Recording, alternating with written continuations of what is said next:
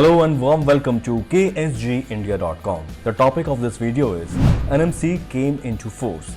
The National Medical Commission NMC in place of the Medical Council of India, that is called NCI, for development and regulation of all aspects of medical education and profession has been constituted and came into existence from 25th September 2020. A Gazette notification said, with the NMC coming into being, the Board of Governors, which suppressed the Medical Council of India on September 26, 2018, to perform its functions will get dissolved and the nearly 64-year-old Indian Medical Council Act will stand abolished.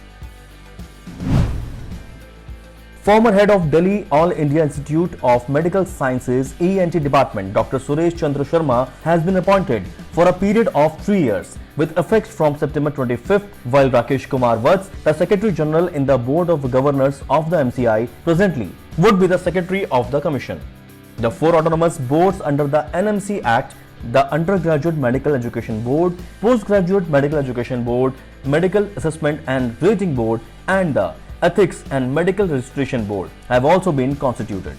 In pursuance of the provision of subsection 1 of the section 60 of the National Medical Commission Act 2019, the Indian Medical Council Act 1956 is hereby repealed with effect from the 25th day of September 2020. The Board of Governors appointed under section 3A of the Indian Medical Council Act 1956 in suppression of the Medical Council of India constituted under subsection 1 of section 3 of the said act shall stand dissolved. The NMC comprise a chairman, 10 ex officio members and 22 part-time members. The ex officio members include presidents of the four autonomous boards. The NMC Act, which seeks to usher in mega reform in the medical education sector, received the assent of the President on August 8 and was published the same day. The Act provided for setting up an NMC in place of the scam-tainted Medical Council of India. One of the mandates of NMC is to look at the cost of medical education. It also provides for a common entrance examination for MBBS, the National Eligibility and Entrance Test, that is called NEET, along the common counselling for all medical institutions in the country. This provision will prevent seat blocking in parallel counselling processes and will eliminate the need for students to approach multiple colleges and take part in multiple counselling processes for admission.